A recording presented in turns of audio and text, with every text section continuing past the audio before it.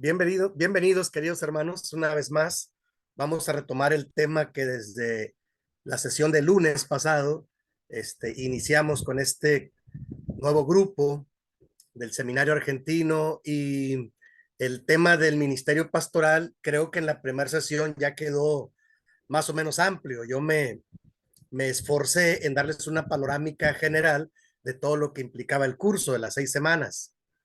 Y para esas alturas, ustedes ya se dan cuenta, hermanos, que cuando hablamos de ministerio pastoral, no solo hablamos de la función del pastor, aunque el pastor es primordial, pero hablamos de forjar una visión más pastoral a nivel de los líderes y de los miembros. Y algo que yo puedo sintetizar de la primera sesión del lunes pasado es que eso no se da automáticamente, eso se trabaja. Y en las iglesias, a veces nosotros damos por hecho que quien acude a nuestras congregaciones ya tiene una visión pastoral. Y luego a veces pensamos, algunos que tienen hasta años en la iglesia, y decimos, pues debe saberlo. Pero eso se induce, eso se enseña, eso se direcciona y es parte de esta materia que vamos a estar mirando. Eh, el día de hoy tengo un archivo con el que vamos a iniciar y les adelantaba yo en el repaso general que dimos en el día lunes. En esta primera sesión, a mí me gusta mucho utilizar un método que yo elaboré ya hace algunos años, cuando estuve trabajando en el seminario de entrenamiento ministerial de la Iglesia de Dios en México, ahí en Cuernavaca.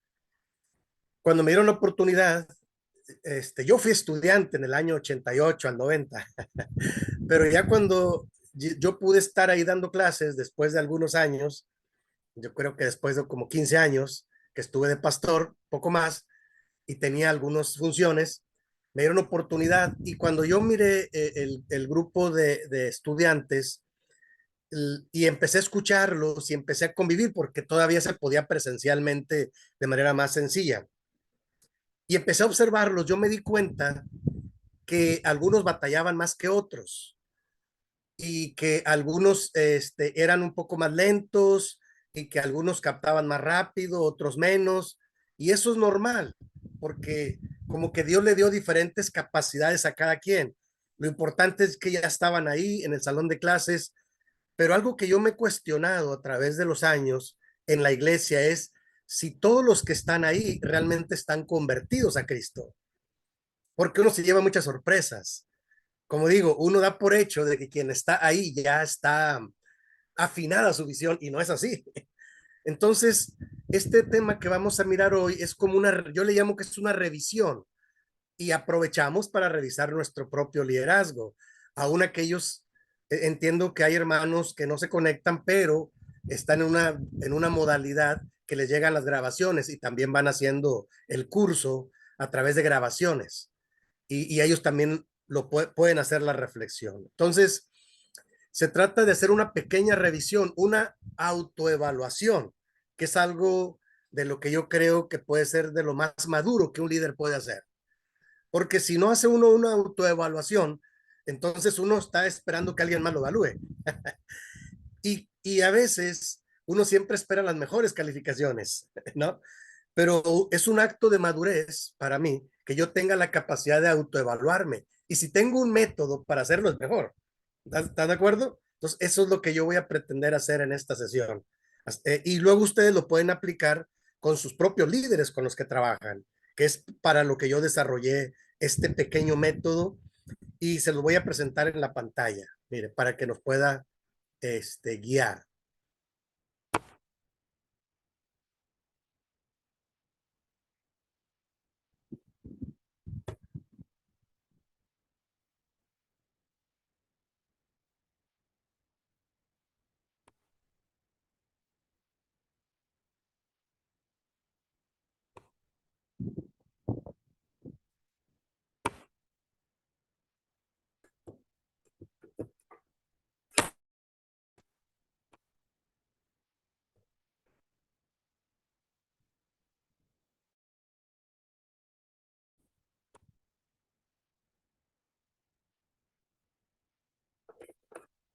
Ahí está.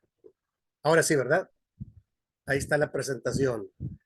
este es la última vez que yo compartí esto, hermanos. Este, ese es el logo del Templo de Israel, donde el último lugar donde yo fui pastor hace 6 meses. Estuve 5 años y medio de pastor y entonces yo lo desarrollé, lo adapté para los hermanos de la iglesia local, porque algo con lo que yo he estado trabajando es mucho material del que yo he tenido y estudiado tiene que ver con líderes, pero también me di cuenta que los líderes tienen un principio y hay que acondicionar, hay que adaptar la temática para los nuevos líderes. ¿Están de acuerdo? Por eso es que yo lo tengo que bajar a ese nivel de cómo empezamos a trabajar con nuevos líderes y los vamos forjando. Y entonces en esta iglesia donde estuve pastoreando yo 5 años, pues lo trabajé con los líderes principales de ahí, ¿no?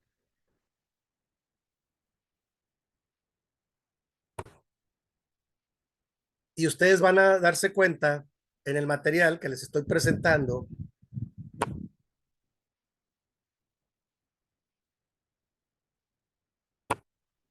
ahí está,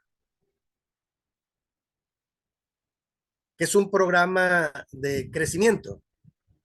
Y cuando ya tenemos nosotros los hermanos en la iglesia, yo creo que una de las primeras cosas que tenemos que concentrarnos, especialmente los pastores, que bueno, yo celebro que el hermano Baldi esté aquí, entiendo que él es pastor y a él le va a servir mucho este material, porque cuando tú tienes a la congregación, como digo, una de las grandes metas aparte es ayudarlos a crecer en Cristo, ¿sí? Como dije, no todos crecen igual, pero tenemos que insistir en hacer un pequeño programa, una estrategia para irles dando el crecimiento, como dice Efesios 4:15, que está ahí el pasaje bíblico, ¿no? Más bien, profesando la verdad en el amor, debemos crecer en todo hacia Cristo, que es la cabeza del cuerpo. Entonces, me parece que uno de los principales objetivos de nosotros como líderes, con la iglesia que tenemos, con los miembros, con los líderes, es que podamos ir creciendo juntos, ¿de acuerdo? Sí, se trata de ir aprovechando las experiencias, la información, la capacitación, pero todo nos debe servir para ir creciendo en Cristo, ¿de acuerdo? Por eso es que yo así le llamé a este programa que con mucho cariño yo les comparto. Y luego, entonces, voy a ir al subtema que yo quiero tocar, que es el tema uno, le llamo una autoevaluación de mi vida cristiana, ¿de acuerdo? Eso es importante para mí porque, como dije, uno se lleva muchas sorpresas, hermanos. Les voy a platicar una anécdota. En el momento que yo estaba dando clases en el seminario ahí en Cuernavaca, Morelos, tenía un grupo de jóvenes y entonces empecé a aplicar este método que yo les voy a compartir. Es un método de tres pasos, tres fases, muy sencillo. Y empieza, el punto uno empieza con que me platiquen su experiencia de fe, su conversión en Cristo. Y luego, después la tienen que poner por escrito. Era parte de la tarea. Y entonces a mí me parecía que había que revisar en este primer tema de autoevaluación de la vida cristiana. Y la sorpresa para mí fue que algunos no sabían qué poner, nada. ¿Cómo que no sabes qué poner? No, pues ¿cuándo te convertiste a Cristo? No lo sé. Entonces, ¿cómo es que quieres ser un líder, un pastor? No lo sé, es que mi papá quiere que yo sea pastor, me dijo uno. Y ya escuchaba yo explicaciones diferentes, pero me di cuenta que no todos tenían claro el momento de que se convirtieron a Cristo y empezaron la vida cristiana. Decía, bueno, tratando de ayudarles, yo les decía, bueno, cuando tú te bautizaste, debiste haber hecho un pacto con Dios personal, una oración de fe, algo. Bueno, sí, pastor, pero me di cuenta que los hermanos batallan mucho para identificar su momento de conversión en Cristo. Y entonces, eh, precisamente es donde yo les presento estos tres momentos del crecimiento en Cristo, estos tres momentos de crecimiento de los más importantes que hay en la vida cristiana. Y yo lo sinteticé, a través de los años lo he ido sintetizando, ¿no? Para ser más preciso. Y el primer punto, o más que pasos, son etapas. El primer momento es mi experiencia de fe personal, ¿de acuerdo? Cuando, cuando yo me bauticé, o puede ser antes de ser bautizado, ¿no? Pongo ahí la conversión y el llamado de un ser humano para vivir una vida nueva en Cristo, en Jesucristo, debe ser confirmada por el acto del bautismo. Eso es importante, ¿no? Y ahí vienen los pasajes bíblicos. Vamos, en el primer momento, yo lo que quiero que revisemos es nuestro testimonio de fe, nuestra experiencia de fe. Yo tengo uno muy personal que lo he platicado por muchos lugares, ¿no? Pero cada persona tiene su propio testimonio. De hecho, yo uno de los testimonios en la Biblia que más uso es el testimonio del apóstol Pablo, ¿no? Que en Hechos capítulo 8 por allá, él está siendo llamado, capítulo 9, pero a mí me gusta mucho el capítulo 26 del libro de los Hechos, donde Pablo está ante el rey Agripa y le platica su testimonio de fe y le dice, oh rey Agripa, yo iba por el camino y me derrumbó un resplandor. Dice, yo oí una voz y entonces dice, yo le dije, ¿quién eres, Señor? Yo soy Jesús a quien tú persigues. Y entonces termina en Hechos capítulo 26, Pablo dando su testimonio a rey Agripa diciéndole, y no fui rebelde a la visión celestial. O sea, tuve una experiencia de fe que empezó a cambiar mi vida. Ya no pude ser el mismo. Eso es un testimonio de fe, ¿de acuerdo? Ahora, nosotros podemos leer en la Biblia testimonio de fe del apóstol Pablo, no sé, del apóstol Pedro, de otros más. Cada quien, son diferentes los testimonios de fe, ¿de acuerdo? Pero debe haber un momento en que la persona que está empezando debe tener un momento de enfrentarse y confrontarse con el mensaje de Jesucristo y poder hacer la diferencia entre antes de Cristo y ahora después de Cristo. Eso es importantísimo para mí, que lo podamos identificar en el primer momento. Ahora, yo tengo una experiencia de fe muy singular, ¿sí? Yo la he platicado y ahora lo puedo sintetizar en 3 minutos, ¿no? Y para mí ha sido valioso, pero lo hice a través de los años. En el primer momento no me di cuenta. Mi testimonio de fe comienza realmente aquí en esta colonia donde yo vivo ahora, en Monterrey, México, donde yo, teniendo 19 años, me invitan a entrar al templo, la iglesia de Dios que estaba en esa colonia. Yo vivía ahí cerca, a la vuelta, y había un culto de jóvenes, un culto para jóvenes. Estaba predicando un pastor invitado llamado Humberto López. Yo nunca había entrado a una iglesia y nunca había leído la Biblia, pero andaba, como todo joven en esa etapa, andaba un poco mal, ¿sí? En un barrio de una colonia muy grande, ¿no? Aquí en Monterrey. Entonces, cuando yo entro y escucho al hermano, me doy cuenta que está predicando el Evangelio de Juan, capítulo 14, cuando Jesús dice, yo soy el camino, la verdad y la vida. Y lo explicó maravillosamente. A mí me impactó lo que él dijo.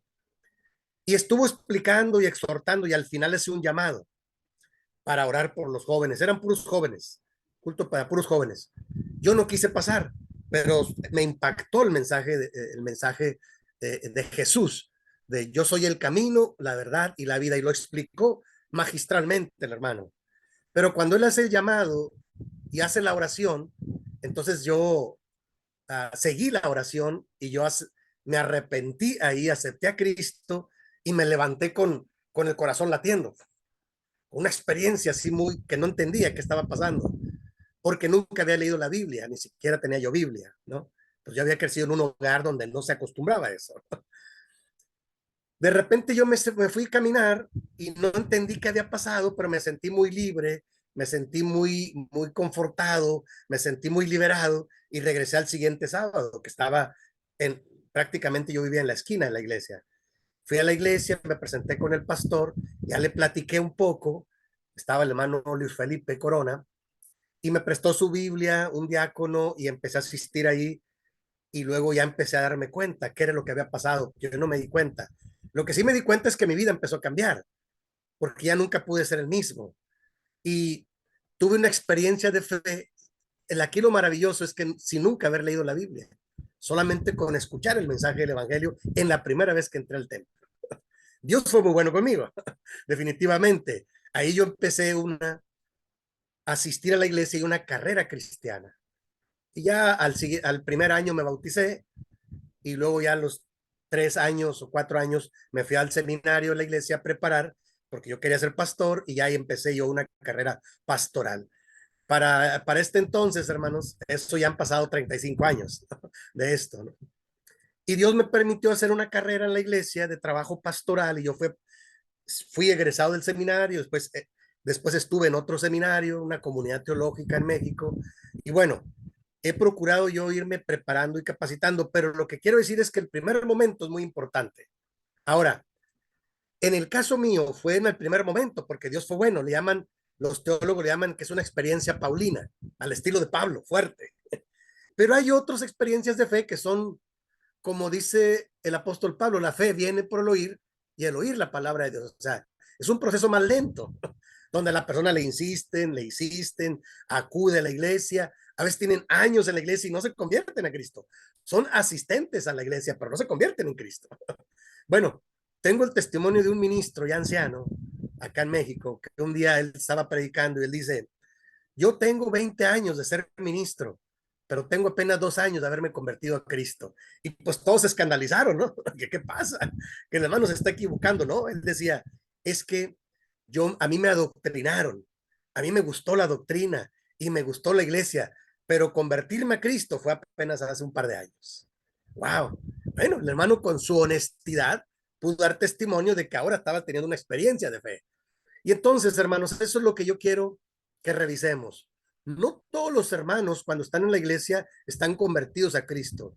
Algunos están por, no sé, por conveniencia, porque les gusta, porque los presionan, por quedar bien, no sé, puede haber diferentes motivos, pero a mí me preocupa que una persona que está en la iglesia no tenga experiencia de fe y no esté convertida a Cristo. Eso puede suceder. Ahora, es el primer momento de la vida cristiana. Diríamos que todos tendremos que iniciar así, pero el segundo momento también es importante. Y el punto número 2 aquí es la disposición para crecer como un discípulo de Jesucristo. O sea, hay gente que va a la iglesia por muchos años y es la misma, por 20, 30 o hasta 40 años. Y eso es muy triste, porque va con una actitud de, ya cumplí, ya me congregué el sábado, pasa vos hermanos, Dios los bendiga y me retiro. Pero nunca tiene disposición para crecer en Cristo. Y entonces las iglesias que están conformadas por gente así se convierten en iglesias muy difíciles. Porque imagínense, es gente que no está dispuesta a crecer y tampoco a ayudar, pero sí a criticar. Porque eso es muy fácil. Y más, si no está convertida a Cristo, grandes problemas nos va a dar, hermano. Grandes problemas. Yo he llegado a la conclusión después de 35 años de ser dedicado, les platiqué el lunes pasado, que me acabo yo de pensionar de la iglesia, porque cumplí 35 años, dedicado tiempo completo, después de que ya cumplí esa etapa, ya la iglesia me pensionó, y ahora soy un ministro en retiro, pero sigo aportando en diferentes momentos a la iglesia. Pero algo que yo concluyo, hermanos, es que no todos los asistentes a la iglesia están en Cristo. ¿Están de acuerdo? O sea, suele pasar.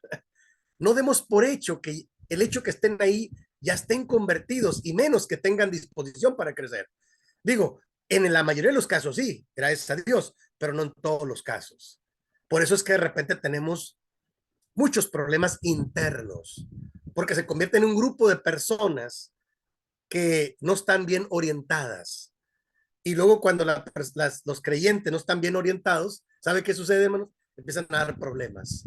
Se quejan mucho, critican mucho, murmuran mucho. Y luego cuando viene gente nueva a nuestra iglesia, sabe que en lugar de recibirla bien, hasta la cuestionan. Casi, casi los corren. He aprendido a decirle, hermano, pues si no me ayuda, no me los corra. Déjeme pastorearlos, ¿no? Déjeme atenderlos, y déjeme ayudar a estas personas nuevas. De veras, a veces hay gente ya de muchos años en la iglesia que se acostumbró ahora en la iglesia, pero a mí me preocupa mucho. Si no ha cambiado su vida, es que puede ser que no tenga experiencia de fe, aunque tenga 30 años o 20 en la iglesia. ¿Qué hay que hacer? Eh, eh, en el seminario que les platiqué, hubo un par de jóvenes que yo les dije, ¿saben qué, hijos? ellos estaban inscritos en casa. Y algunos se molestaron conmigo, dijeron, hermanos, que usted es muy duro. Le dije, no, no, no. Yo platiqué con ellos, le dije, mira, hijo, regreses a su casa, a su iglesia, pídale a Dios, congréguese, pídale a Dios en oración y va a tener una experiencia de fe. Y cuando usted tenga una experiencia de fe, ahora sí lo esperamos en este seminario para forjarlo, para que usted sea un pastor. Porque sí le vamos a dar todo el conocimiento y todos los cursos, pero qué peligroso es que una persona que no está convertida a Cristo tenga información, porque se ensoberbece. ¿Están de acuerdo? Por eso Pablo llega a decir que el amor edifica y el conocimiento envanece muchas veces. A veces el conocimiento nos hace no tanto bien, porque sí tengo conocimiento, pero si no tengo experiencia de fe, si no estoy convertido a Cristo, se convierte en puro conocimiento. Y el conocimiento hincha, envanece, hace que uno se ensoberbezca y crea que es mejor que todos los demás, porque tiene más conocimiento. Y yo siempre he dicho, bueno, eso nos garantía. Que alguien conozca más que yo nos garantía. Si está convertido a Cristo y lo demuestra cada día, perfecto, ahí sí, mis respetos. ¿Verdad? Pero cuando tú ves que una persona no cambia, cuando tú ves que una persona da muchos problemas, tú tienes que, yo creo que los pastores tenemos que confrontarle, decirle, hermano, hermana, vamos a orar para que tengamos una experiencia de fe y usted se convierta a Cristo, porque falta Cristo en el corazón. Lo que llaman hoy en día los teólogos, que sea cristocéntrico, ¿no? Porque hay gente que nada más es templocéntrica, o sea, el templo es el centro. Está bien, pero tienes que tener a Cristo en tu corazón, si no, se convierte en un grupo con muchos problemas. ¿Están de acuerdo? Entonces, reflexionenlo y se dará cuenta. Y bueno, en este segundo momento, yo ahí pongo algunos pasajes bíblicos, como segunda de Pedro 3:18, ¿sí? Cuando dice el apóstol Pedro, que crezcamos en la gracia y en el conocimiento del Señor Jesucristo. O sea, ya estamos en la gracia, pero en la gracia hay que crecer. Sí, porque ese es fue un tema, hermanos, que acá en México nos hizo mucho daño algunos años. Es más, yo creo que todavía nos sigue haciendo daño. No sé allá en Argentina, no lo sé, porque no conozco mucho. Conozco algunos hermanos, pero no conozco la dinámica de la iglesia. Saben, les platico, acá en México, en los años 80, nosotros a través del concilio ministerial se aprobó un acuerdo conciliar que dice, y que es correcto, se hizo un estudio del libro de los Romanos, y entonces la decisión conciliar fue que no somos salvos por las obras de la ley, sino por la fe en Cristo Jesús. Y la ley tiene su lugar como un código, ¿verdad? De conducta para los creyentes. Pero no somos salvos por la ley, sino por la gracia de Dios. Y está bien, lo predicamos, hicimos mucho material, se promocionó, pero ¿saben qué me di cuenta yo con los años? Que sin darnos cuenta, empezamos a predicar una gracia liberal. ¿Qué es una gracia liberal? Es cuando hoy en día los creyentes dicen, hermano, yo ya estoy en Cristo y lo demás no me interesa. Ni acuden a la iglesia, ni se comprometen con nada, ningún ministerio, ni ayudan a ninguna persona y van cuando quieren. Porque si al cabo Cristo me cubre. Muchas iglesias están llenas de esa visión. O sea, yo le llamo la gracia liberal. ¿Por qué? Porque es cierto que somos salvos, perdonados, restaurados por la gracia en Cristo Jesús. Pero el apóstol Pedro, en su segunda carta, en el capítulo 3, versículo 18, dice, antes, hermanos, crezcamos en la gracia y en el conocimiento de nuestro Señor Jesucristo. Y eso lo estamos apenas recuperando, hermanos. Nos hizo mucho daño. Duramos todos los años 90 y parte del año 2000 hablando de la gracia, pero nos dimos cuenta cuando los miembros fueron creciendo que nuestro enfoque era un enfoque muy liberal. Y bueno, todavía yo sigo debatiendo ese tema, porque hay que crecer, está dispuestos a crecer en la gracia, como dice el apóstol Pedro. Y Efesios 4 dice que 4:15 dice que antes, siguiendo la verdad en amor, crezcamos en todo en aquel que es la cabeza, es a saber, en Cristo Jesús. O sea, ya tengo, primer momento, yo tengo una experiencia de fe personal, diferente en todos. Segundo momento, debo tener la disposición para crecer como un discípulo de Jesucristo. Y esto es un proceso permanente en la vida. Por ejemplo, yo estoy dispuesto a seguir creciendo. Ya les platiqué que sigo estudiando de diferentes maneras, estoy en la carrera de psicología, yo sigo revisando, cuando yo tengo oportunidad de sentarme a escuchar, pues me gusta sentarme a escuchar a ver qué proponen, qué dicen, porque tiene que ver con estar dispuestos a crecer. ¿Sí, hermanos? Ese es el segundo momento. Y el tercer momento, que es el que está ya acá en la parte derecha, ¿verdad? El tercer momento, hermanos, es cuando un líder cristiano tiene un compromiso para la multiplicación de los discípulos. O sea, yo ya estoy en Cristo, ya crecí en Cristo, voy a suponerlo, pero ¿cuál es el tercer momento? Que yo como líder cristiano debo tener un compromiso para discipular, para multiplicar los discípulos de Cristo. O sea, apenas subí yo en mis redes sociales unas fotos donde yo le estoy pasando la estafeta al siguiente tesorero de la iglesia en México, porque la última función que me dieron fue tesorero nacional y estuve ahí algunos meses trabajando con unos pendientes que había. Ya había sido yo tesorero hace muchos años. Me volvieron a llamar y ahora me di cuenta que hay ministros jóvenes y el concilio los nombró. Entonces yo les dije, con todo gusto, yo paso la estafeta al nuevo tesorero que va a estar ahí 2 años en el Consejo Ejecutivo General, ¿no? ¿Por qué? Porque yo conozco a ese joven, bueno, es un ministro joven, yo lo vi en el seminario, me tocó ponerlo de pastor en una de las iglesias, después fue sobrevedor, su papá fue un gran ministro que ya duerma en el Señor, tuvo la iglesia más grande en Chiapas, 800 miembros en San Cristóbal de las Casas en Chiapas, o sea, era la iglesia más grande en México, y yo creo que se me hace que hasta a nivel mundial, no lo sé, porque tener 800 miembros en una iglesia es un templo enorme en San Cristóbal de las Casas, Chiapas, en el estado de Chiapas.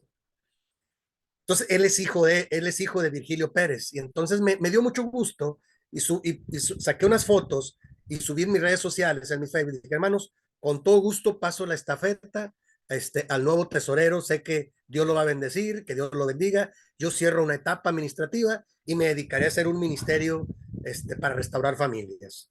Gracias. Dios los bendiga grandemente.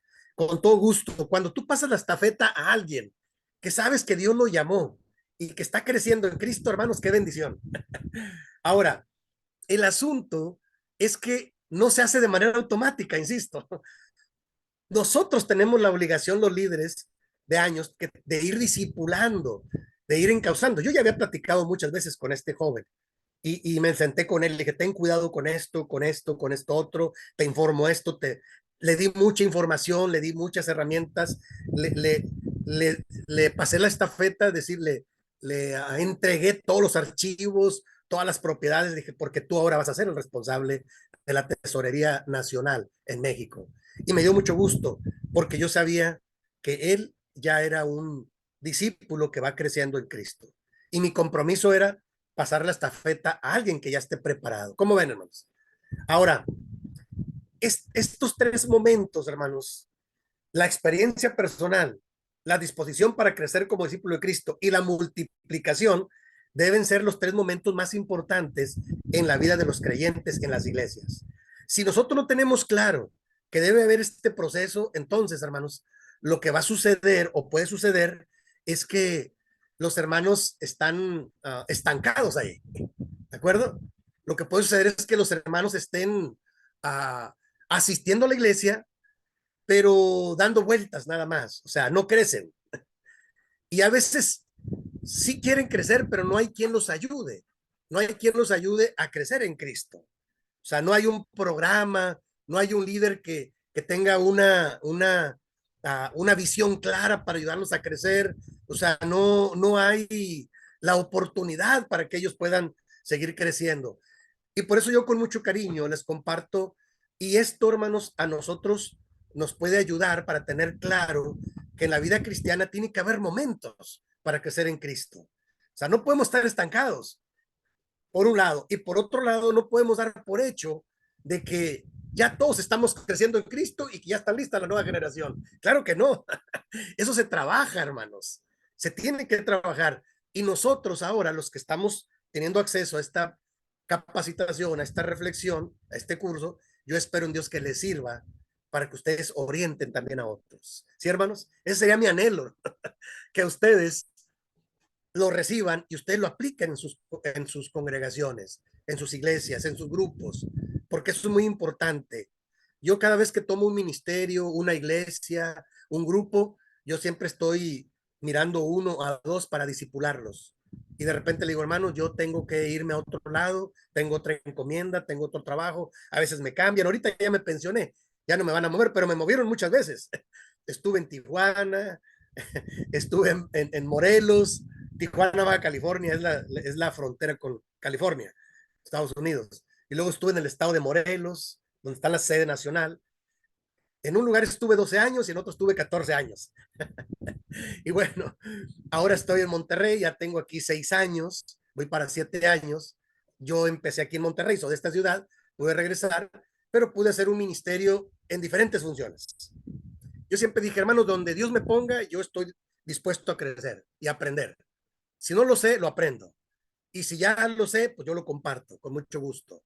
Entonces, hermanos queridos, este es más o menos el diseño que yo he trabajado para cerciorarnos de que un creyente vaya creciendo en Cristo y tenga sentido y estos 3 momentos de su crecimiento sean de los más importantes en su vida cristiana. Ahora, voy a la siguiente filmina.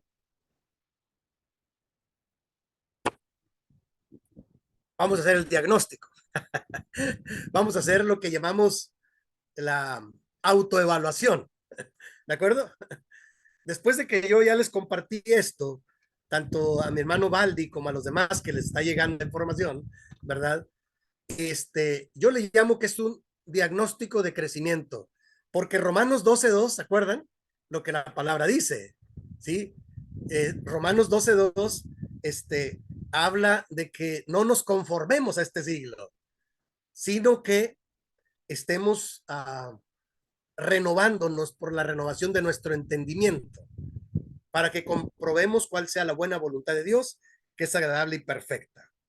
Dice el apóstol Pablo, y no os conforméis a este siglo, o sea, lo peor que un creyente puede hacer en una iglesia es conformarse, porque ya se estancó, ¿de acuerdo? Y hermanos, lo que se estanca no huele bien, hasta el agua. Lo que se estanca no tiene movimiento, no tiene crecimiento, no tiene posibilidad de cambio. Por eso yo soy un apasionado de donde yo estoy, decir, hermanos, ¿qué vamos a hacer? ¿Cómo le hacemos? Yo le ayudo, cuente conmigo, pero vamos a ayudar a la gente a crecer en Cristo. Que no venga solo a perder su tiempo, que venga a recibir del Señor y que asuma su compromiso para crecer en Cristo, porque en algún momento a ellos les va a tocar.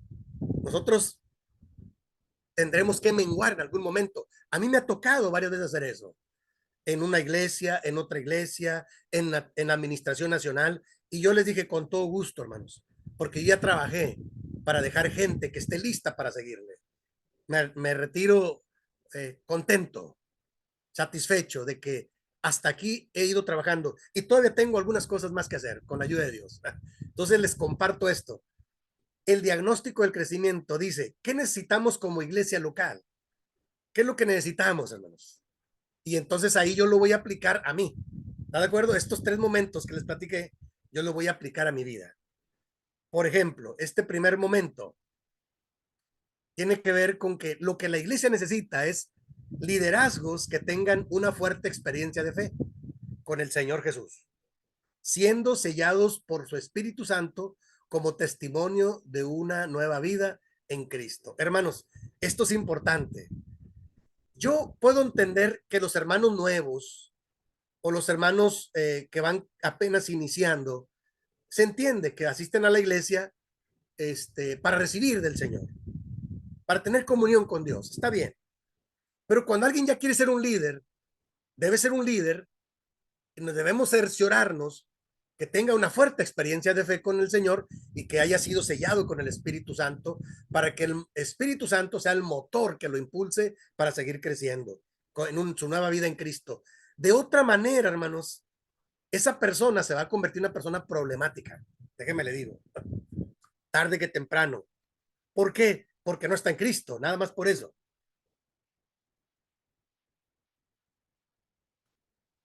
Entonces, tenemos que aprender a cuestionar, a preguntar, hermano, ¿cuál es su experiencia de fe?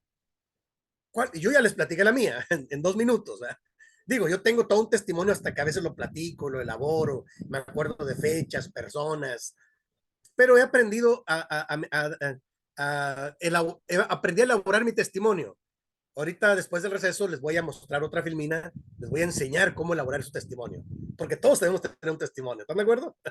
Entonces, los líderes de las iglesias locales deben ser líderes con una fuerte experiencia de fe. ¿Están de acuerdo? Eso es muy importante, que no le pasen el liderazgo a alguien que no está en Cristo, hermanos, porque les va a echar a perder la obra de Dios ahí. Les va a causar un problemón que después no lo vamos a poder solucionar. De veras, hermano, créanme que he visto tantas cosas. Dios me ha permitido, pues bueno, yo fui sobrevedor en diferentes distritos. Fui en Baja California y fui en Morelos. Y bueno, en el primero fui 8 años, en el otro fui 4 años sobrevedor, visitando las iglesias. Y bueno, cada iglesia es diferente. Unas son pequeñas, otras son ya más grandes, con mucha tradición, pero, pero igual, la pequeña iglesia o la nueva misión, como la antigua, debe tener liderazgos que tengan una fuerte experiencia de fe, gente que esté dirigida por el Espíritu de Dios y que tenga testimonio de fe. Eso es muy importante que lo trabajemos. Y si no lo hay que predicar el Evangelio, porque el Evangelio sigue siendo buena noticia para salvación. El Evangelio sigue siendo poder de Dios para salvación.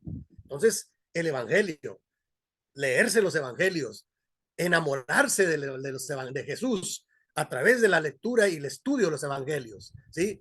Antes que cualquier otra información, porque la Biblia tiene mucha información, pero el Evangelio está diseñado para que la persona se arrepienta y vuelva a nacer en Cristo Jesús. Y bueno, yo lo digo por experiencia, porque ya les platiqué mi testimonio. Dios fue muy bueno conmigo. Dios fue tan bueno conmigo que yo la primera vez que entré, salí convertido a Cristo de esa iglesia. No sabía muy bien qué estaba pasando porque nunca había leído la Biblia, pero después aprendí pero me arrepentí, acepté a Cristo, me comprometí con el Señor, dejé todos mis vicios. Era muy joven, tenía 19 años. Ahí me congregué cada sábado, y después ya los hermanos me ayudaron para que yo me fuera a un seminario a capacitar, porque yo les dije que yo quería ser pastor de la iglesia. Y les dije, yo quiero dedicarme a esto. Y pues me dediqué 35 años, gracias a Dios. Y ahora, aunque ya soy un ministro en retiro, yo creo que puedo seguir aportando de diferentes maneras. De hecho, lo hago donde me invitan, como en este caso, el Cebaid. Tengo algunas otras, algún grupo familiar, algunas familias que yo sigo apoyando. Acuérdense que el ministerio que estoy forjando es Familias Restauradas. Yo estoy enfocado en ayudar familias para que sigan creciendo en Cristo y puedan quitar los obstáculos que de repente se presentan las familias. Yo ahí me estoy especializando porque creo que a la iglesia le puede hacer mucho bien, pero también hacia afuera puede hacer mucho bien. Ahora, el primer momento, hay que cerciorarnos que todos los líderes estén en Cristo. Segundo momento, los liderazgos que estén en constante crecimiento, cuidando las diferentes áreas de su vida como seres humanos. Me gusta mucho Efesios 4, porque el apóstol Pablo le dice a la iglesia de Éfeso, hermanos, crezcamos en todo en Cristo. O sea, ahorita después del receso les voy a mostrar otra filmina donde yo hablo del crecimiento integral. El crecimiento debe ser integral. Sí, tienen que empezar por lo espiritual, como lo dijo el maestro, el Señor Jesús. Hay un momento en que el Señor Jesús, en Mateo 6:33, les dice, antes, siguiendo la verdad en amor, uh, les dice, es necesario primeramente el reino de Dios y su justicia. Buscad primeramente el reino de Dios y su justicia, y las demás cosas vendrán como una añadidura. Claro, primero lo espiritual, sí entiendo. Si una persona espiritualmente está bien con Dios, está en Cristo, pues puede ir creciendo en otras áreas. Esa es mi teoría. Más integralmente, en su trabajo, claro, en su estudio, claro, Yo tengo 3 hijos, gracias a Dios. Yo les inculco, hijos, adelante, no se confíen, estudien, prepárense, crezcan. No pueden quedarse en una sola etapa, porque, porque se trata de crecer en todo en Cristo. ¿Sí? Y ahorita, como dije, después del receso les voy a mostrar la filmina, donde a qué me refiero con un crecimiento integral. ¿De acuerdo? Y bueno, el tercer momento también hablamos de liderazgos en constante actualización, compartiendo con otros todo lo que somos, todo lo que tenemos, todo lo que Dios nos ha dado, y se multiplica la bendición para la iglesia. O sea, y la pregunta aquí, nuestro diagnóstico, nuestra autoevaluación es, hermanos, ¿nosotros hemos estado comprometidos con estos 3 momentos o en cuál momento estamos? No lo sé, porque las experiencias de fe son diferentes y yo lo respeto mucho. Vamos, yo no creo que todos en la iglesia, todos vayamos estandarizadamente, ¿no? En la iglesia hay gente que va empezando, hay gente que ya tiene años, hay gente que conoce mucho, hay gente que conoce poco, pero, pero en Cristo somos uno. Eso me gusta del Evangelio, porque el apóstol Pablo hace mucho esta reflexión. Él dice, porque en Cristo no hay diferencia entre esclavos y libres, entre sabios y no sabios. Somos uno en Cristo. Yo creo que el apóstol Pablo lo deja muy claro, ¿no? Pero lo que yo digo es que nosotros tenemos que hacer una autoevaluación. ¿Cómo estamos en el primer momento? ¿Hay una experiencia de fe que yo puedo contar mi testimonio? Qué bueno. Y si no, ahorita yo les voy a ayudar cómo elaborar su testimonio. Después del receso les presento la filmina. Si alguien de mis hermanos dice, hermano, yo no alcanzo, porque acuérdense que la tarea de la primera semana va a ser escribir su testimonio de fe. Esa es la primera tarea, primer trabajo, 2 cuartillas. Van a escribir cuándo se convirtieron, cómo se convirtieron, en qué momento, lo que más acuerden. Van a ponerme ahí, ¿no? O fue cuando yo me bauticé, hermano, yo hice pacto con Dios, o fue poco a poco, o fue la primera, no sé, o fue a través de un pastor, o fue a través de una predicación, fue a través de un canto, o sea, a mí me gusta que aprendamos a escribir nuestro testimonio de fe. Fue después de una tragedia, o fue simplemente un llamado de amor, no lo sé, es diferente todos, y es valioso.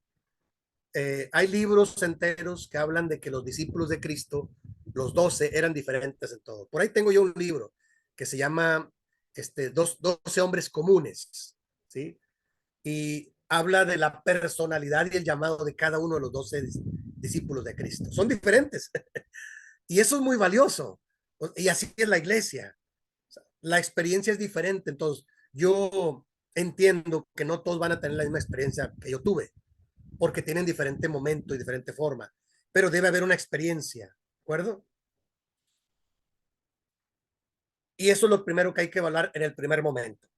En el segundo momento, hay que evaluar, hermanos, nuestra disposición a crecer en Cristo. ¿Cómo está nuestro liderazgo? ¿Estoy dispuesto a crecer en Cristo? ¿He ido creciendo en Cristo? Bueno, no lo sé.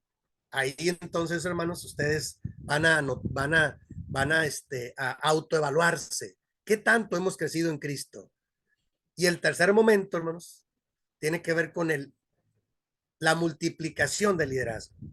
Si ustedes han tenido la oportunidad de disipular a alguien y de encauzar a alguien, como Pablo le dice a Timoteo, allá en su primera y segunda carta, me gusta mucho porque esa imagen es muy bonita.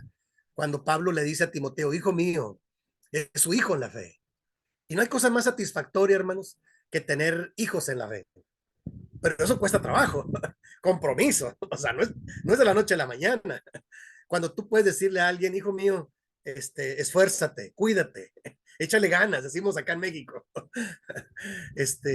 no te alejes, porque tú ya le predicaste la palabra, tú ya le diste los primeros pasos en Cristo y ese hijo espiritual va a ir creciendo en Cristo. O sea, eso se le llama multiplicación del liderazgo. Cuando tú trabajaste con un líder para que vaya creciendo y después, como todos los hijos, lo tienes que dejar que crezca solo. Nada más le dan los primeros pasos. O sea, no tienes que estar con él todo el tiempo. Después yo todavía tengo, gracias a Dios, tengo algunos um, hermanos en Cristo que me buscan y me dicen, hermano, ¿se acuerda? Y hermano, ¿me puede ayudar a esto, hermano? ¿Se acuerda que usted me compartió este material? Sí, hermano, con todo gusto.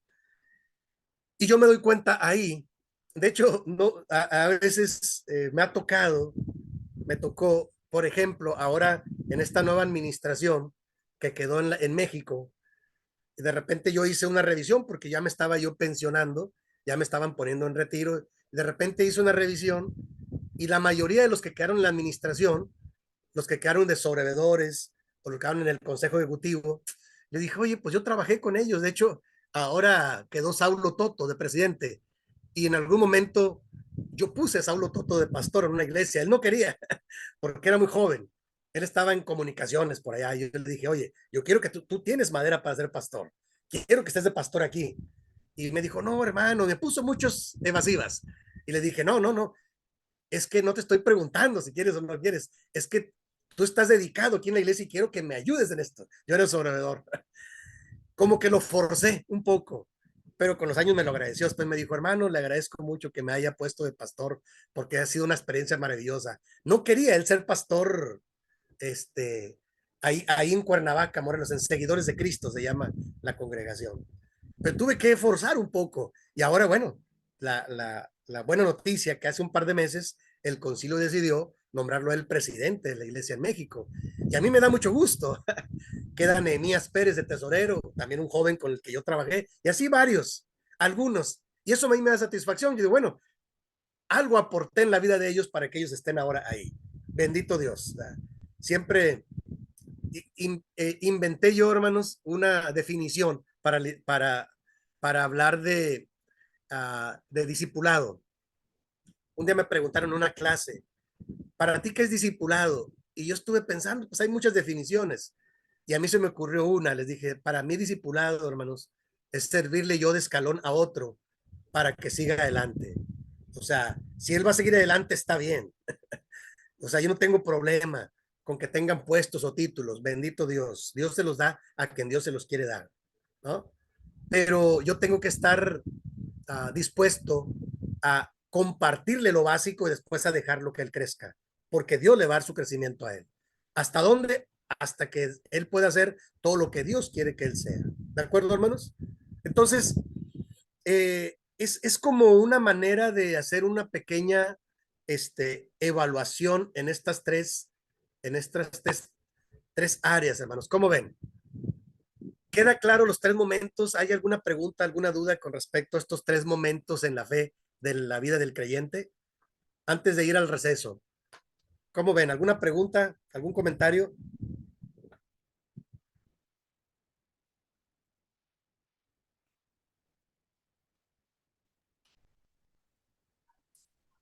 Sí, pastor, me parece muy interesante, ¿no? Creo que cada uno de nosotros tenemos nuestra experiencia propia, ¿no? De cómo fue nuestra conversión y cómo Dios trabajó con cada uno de nosotros, ¿no? Y sin duda, es muy importante esto. Creo que es sumamente necesario en la vida de cada uno, de cada creyente, primeramente esos tres momentos, ¿no? Sin esto, imposible avanzar, ¿no? Así Gracias, es. Basar. Sí, hermano. Muy, Gracias, muy gracias, hermano. interesante la charla. Sí, gracias, hermano. Sí, yo con todo cariño se los planteo porque puede ayudar a las iglesias para que tengan claro hacia dónde ir, el rumbo, ¿verdad? Porque los líderes a veces están dispuestos, pero a veces se estancan mucho tiempo ahí. Y si podemos trabajar con jóvenes, mejor. A mí me gusta hoy en día trabajar con jóvenes. Es más complicado trabajar con jóvenes hoy, porque los jóvenes traen otra visión, es otro milenio, es otro asunto, son otras generaciones, pero yo creo que sí se puede, de todas maneras. Hay que inducirlos y hay que compartirles lo más importante de la fe que nosotros hemos conocido, porque eso puede ser su cimiento para que ellos puedan seguir construyendo, ¿no? Sí, Amén, no hay que amén. sacar la vuelta a los jóvenes, con los jóvenes hay que platicar, hay que escucharlos, ¿de acuerdo? Eso es muy importante. ¿Alguien más, hermanos, quieren comentar? sí queda muy claro, ¿verdad? El tema de los tres momentos importantes del crecimiento en la vida del creyente. Sí, pastor. No, quería comentar con respecto a lo que usted dijo recién del tema de los jóvenes, ¿no? Ujú, Eh, a mí en los 18 años que estoy pastor, tuve la experiencia de parte de Dios también pastorear ahora con bueno, oficialmente 3 lugares, pero de esos 3 lugares, muchas otras congregaciones que dependía por decir así, de la iglesia central o local. ujú. Y he tenido la posibilidad de pastorear varios grupos de jóvenes, ¿no? Y hoy por hoy bendigo a Dios por el grupo de jóvenes que tenemos nosotros en una congregación acá en una provincia de la Argentina. eh, y es un grupo de jóvenes que están, la mayoría, todos en la facultad de medicina, la mayoría, Ok.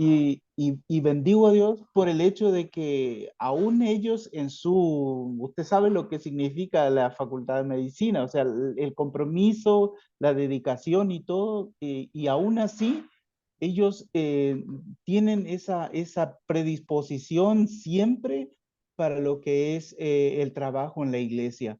Y eso yo creo que es resultado de uno de los primeros pasos que usted plantea ahí, ¿no? La verdadera conversión, comprender realmente lo que hizo Jesús en uno y lo que yo puedo hacer, ¿no? O el hecho de poder crecer. Y yo digo, es muy también interesante porque no todos, como dice usted, trabajar con los jóvenes muchas veces es complicado, hoy más que nunca, pero qué lindo, me da mucha satisfacción eso de poder compartir con ellos y poder contar con ellos para el ministerio en esa congregación, ¿no? Amén, hermano. Sí, gracias, hermano. Sí, es uno de los temas importantes el trabajar con jóvenes. No es sencillo, no es sencillo porque traen, por un lado, esto que dice el hermano Baldi, los jóvenes hoy en día ya son gente más preparada y eso está bien. Sí, ya no se conforman una respuesta simple. Ahora uno tiene que investigar. Sí, incluso nuestros propios hijos, ¿no? Como dije, yo tengo 3 hijos y son más cuestionadores y son más, tienen temas mucho más complejos hoy en día, porque el mundo es más complejo. Ya no hay temas tabús, ahora ellos hablan de todo, y entonces, pero yo sí creo que hay que disipular a los más jóvenes, porque finalmente son los que se van a quedar en la iglesia. Entonces, hay que orientarlos, hay que debatir. Yo hasta he aprendido de repente, el último trabajo pastoral que hice, de invitarlos a tomar café. Les vamos a platicar, ¿a qué piensan? Y les digo yo aguanto, yo escucho lo que me quieran decir, porque ellos luego se bloquean cuando dicen, no, el pastor o el hermano me va a juzgar, me va a cuestionar. Pues uno tiene que tener estrategias y yo te escucho, hijo, con atención y te voy a dar mi opinión, ¿verdad? Y entonces, porque algunos son muy preparados y eso está bien. O sea, es otra generación. Hay mucha información circulando en las redes sociales. Saben de muchas cosas. Lo que nosotros antes batallamos en aprender, ellos ya lo saben. Entonces, es todo un reto, pero sí se puede. Creo que hoy en día esto que yo les presento es todo un reto para las iglesias. O sea, hay que disipular en diferentes procesos de crecimiento a las nuevas generaciones y a los nuevos hermanos y hermanas que vayan llegando, que no se estanquen, que vayan creciendo, pero poner atención en los más jóvenes es muy importante por, para tener en un futuro líderes potencialmente mucho más preparados y mucho más despiertos, digo yo, ¿no? Eso es importante. ¿Alguien más, hermanos? Buenas tardes, ¿cómo están? Bien, Em, bien, hermana Tatiana. Disculpa por unirme tarde, recién vuelvo a casa y me perdí una hora de clase. No, Lo no se siento preocupe. mucho. Pero con lo que estoy agarrando y estos momentos de crecimiento es como una característica base, ¿no? Para nosotros mismos, en el sentido personal, no estancarnos, no ir y posicionarnos en un estado de confort y no querer salir de ahí y simplemente congregarnos por el hecho de que de que nos estamos congregando y es lo que hacemos, pero de ahí no avanza. Y sí, con los adolescentes es un tema muy, muy, muy grande. Yo tengo dos adolescentes y la verdad que no es lo mismo como cuando yo fui adolescente. Hoy me dicen, vos también fuiste adolescente, pero yo digo, bueno, estos adolescentes como que yo tuviera 30 y ellos, no sé, más. Ellos tienen, hoy en día tienen mucho conocimiento, tienen mucha información, están abiertos a todo y es más difícil con ellos. No es lo mismo de acá a 20 años atrás que es hoy, y tampoco va a ser lo mismo de acá a 10 años más adelante, porque esto avanza, sigue avanzando, es algo, avanza de una forma muy mala. Yo digo malo porque a mí me sorprende cómo está todo muy, muy avanzado.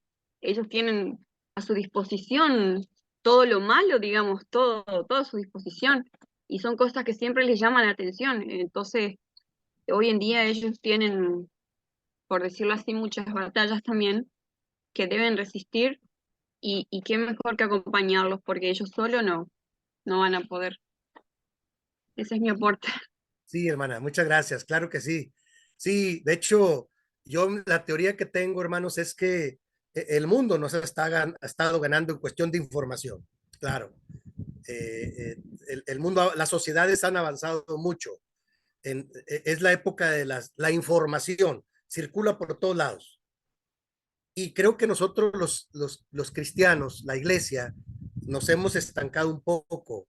Aunque hay iglesias más abiertas, nosotros como iglesia de Dios, creo que hemos ido, en el afán de ser cuidadosos, nos hemos frenado mucho.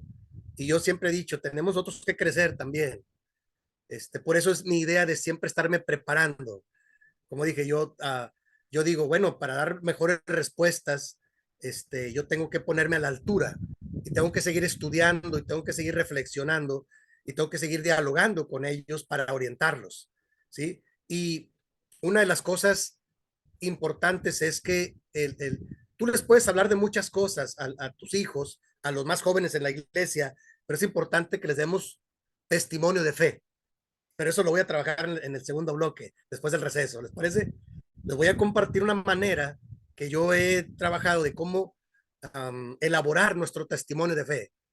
Porque aunque la información es importante, el testimonio de fe, hermanos, es abrumador, es eficaz. Porque no es lo mismo que tú le digas, mira, pórtate bien, que digas, mira, yo fui así, pero en un momento en Cristo el Señor me llamó y ahora mira, aquí estoy. O sea, como decía yo, el testimonio del apóstol Pablo, lo decía en un principio, a mí siempre me ha impactado, yo me identifico mucho con él, ¿no? Que es un hombre estudioso, preparado, pero el Señor lo derriba y él entiende que tiene que ahora dar testimonio en Cristo ahora y tiene que dejar a un lado muchas cosas, pero, pero, pero desde su preparación, desde su posición, él tiene que dar testimonio y Dios lo usó, Dios lo llamó para eso. Entonces creo que por ahí nosotros podemos rescatar algunas cosas. Pero bueno, vamos a hacer un receso de 10 minutos, ¿les parece? Y luego regresamos a la segunda parte para compartirles un método de cómo elaborar nuestro pequeño testimonio para nosotros y también para los hermanos que están y que van a revisar el material, ¿sí? Y eso nos sirva para iniciar por ahí con las nuevas generaciones. ¿De acuerdo? Entonces, 10 minutos y regresamos. Gracias, hermanos.